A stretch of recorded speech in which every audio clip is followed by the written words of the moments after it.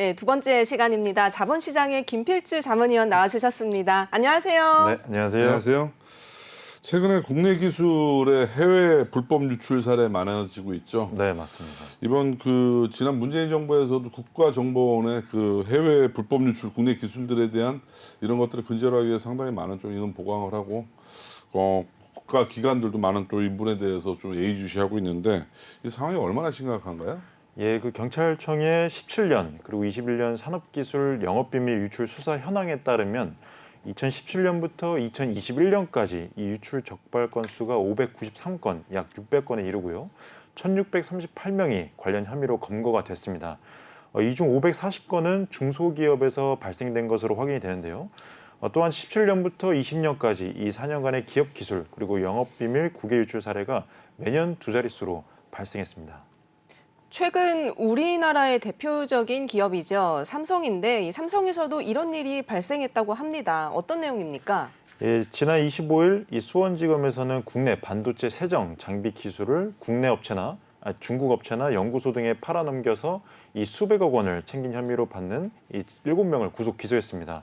이들은 삼성전자의 자회사인 이 셈에스에서 근무하다가 퇴사 후에 이 새로운 기업을 차려서 기술을 빼낸 것으로 밝혀졌습니다. 이렇게 기술을 빼돌리는 방식들 규모 어떻게 되나요? 이게? 예, 기술 관련 정보를 보통 이 퇴사 시에 많이 유출을 합니다. 이 퇴사 시 반납하지 않거나 협력업체로부터 이 기술 정보가 담긴 이 부품을 받아서 설계 도면이나 부품 리스트, 야객 배관 정보, 소프트웨어 등 이렇게 다양한 기술들을 탈취를 하는데요.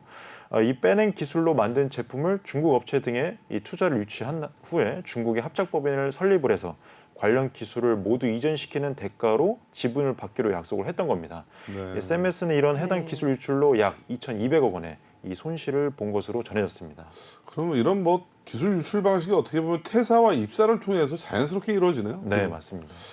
최근 들어서 중견기업이죠. 바디프렌드 안마의자로 유명한데 네. 심각한 기술 유출이 중국 쪽으로 네. 빠져나갔다고요? 예, 맞습니다. 최근 국내 안마의자 1위 업체인 바디프렌드 이 사업 전략 본부장으로 근무했던 이 김모 씨가 바디프렌드 기술을 중국에 유출한 혐의로 경찰 수사를 받고 검찰에 송치가 됐습니다. 네. 이 서울경찰청에 따르면 이 바디프렌드 임원 출신 이 김모 씨가 가구용 안마기기 업체 대표를 이렇게 사용 혐의로 입건해서 조사했는데요.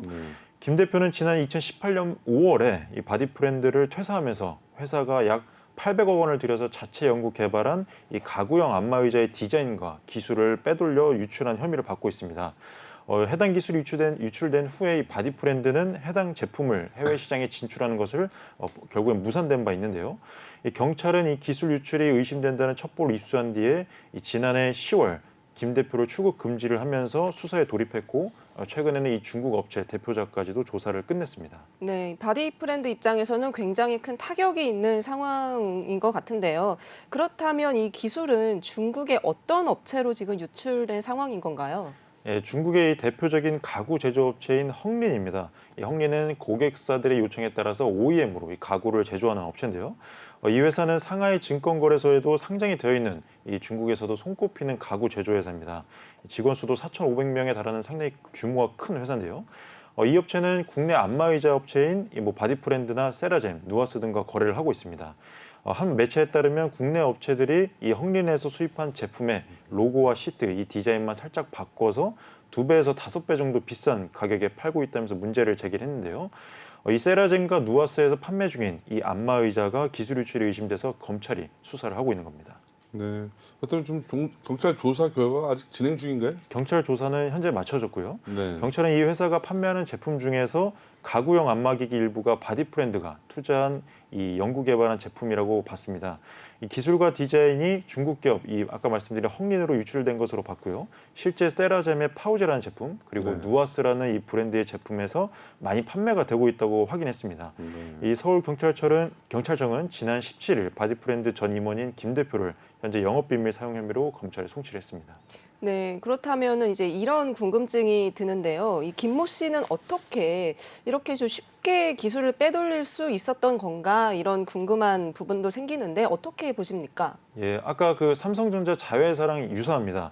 2013년에 바디프렌드에 입사했고 2018년 5월에 이 김 씨가 바디프렌드 퇴사 당시에 이 기획 중인 제품의 디자인과 기술 등을 빼돌릴 수 있었는데요. 근데 이사 직급에 있었기 때문에 이 중요 정보의 공유와 그대로 접근이 가능했던 겁니다. 이 김 씨는 상급지를 이용한 비위 사건이 발생을 해서 사내 인사의 결정으로 해고가 됐는데요. 당시 기획 중인 제품의 이 핵심 기술을 공유할 수 있는 이사직을 맡으면서 해당 기술에 대한 접근이 가능했던 겁니다. 그럼 이런 김모 씨가 바디프렌드 임원을 퇴사한 이후에 네, 새로운 안마기기 회사 아까 말씀하셨던 누아스가 혹시 그 회사 아니에요? 예, 맞습니다. 네.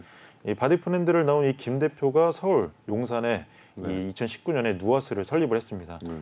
바디프렌드와 아주 비슷한 업종의 회사인데요. 이 회사의 자세한 정보는 공개한 홈페이지를 통해서도 쉽게 확인할 수 있습니다. 이 회사는 현재 미국 등 글로벌 시장으로도 뻗어나가고 있고요. 네. 특히 최근에는 중국의 현지 판매 법인을 설립 중이면서 마무리 단계인 것으로 지금 밝혀졌습니다. 네.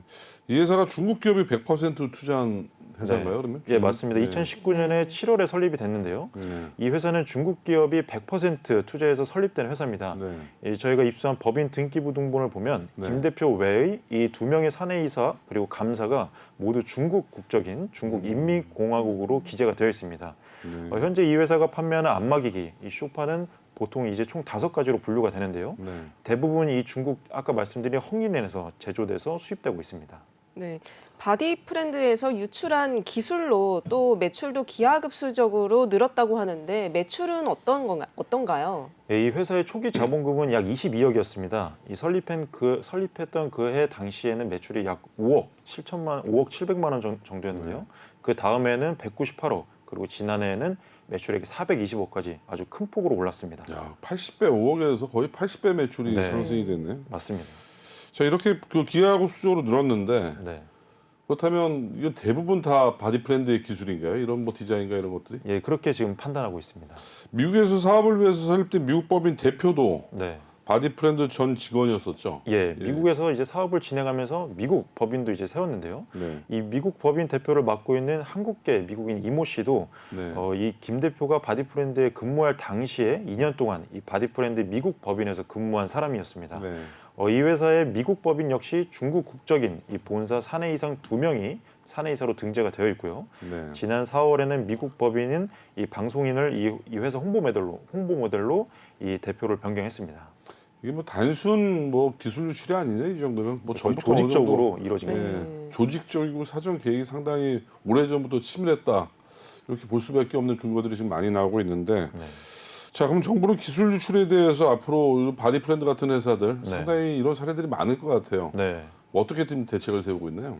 현재 기술 유출이 대부분 이 중소기업에서 이루어지고 있습니다. 네. 이 중소기업에서 많이 일어나다 보니까 중소벤처기업부에서는 이 지난 23일부터 기술 보호 선도기업 육성 사업을 시행을 했습니다. 이 중소기업에서 기술 유출 사례가 많은 것을 고려해서 이 중소기업의 기술 보호 역량을 측정한 뒤에 기업별 맞춤 지원을 통해서 기술 보호 선도 기업을 육성한다는 계획입니다. 네, 지금 정경련에서도 이 신산업에서 기술 유출을 방지하기 위한 경제 안보 태스크포스라고 하는데 TF팀을 신설했다고 합니다. 기술 유출과 관련해서 대책을 마련하고 있는 것 같은데 어떻게 보십니까? 예, 맞습니다. 이 정경련에서도 상당히 심각하게 이 문제를 인식을 하고 있습니다.